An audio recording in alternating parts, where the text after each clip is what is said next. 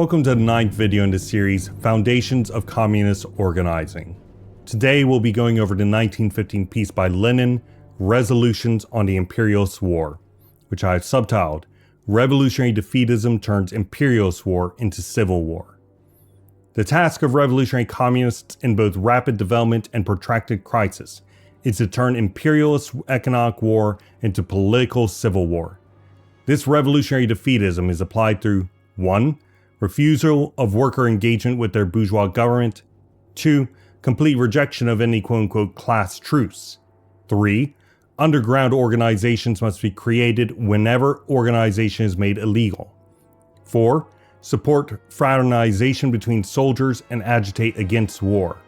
And 5. Support all revolutionary mass action by the proletariat.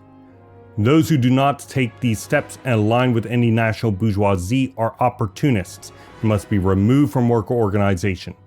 Chauvinism must be resisted, and international and revolutionary mass action by the proletariat must be supported.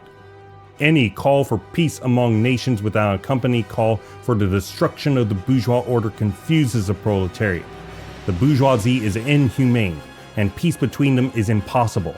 The proletariat under such confusion become playthings for the bourgeoisie. Peace is only achievable through socialism.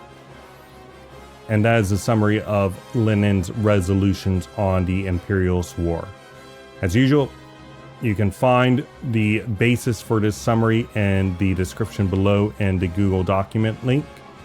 And you can also find a link to the United Marxist Pact Discord server. Please consider joining in order to talk about this with fellow communists. Tomorrow we will be going over the 1919 piece by Georgy Lukács, Tactics and Ethics. Thank you for joining me for today's topical summary, and I hope to see you then.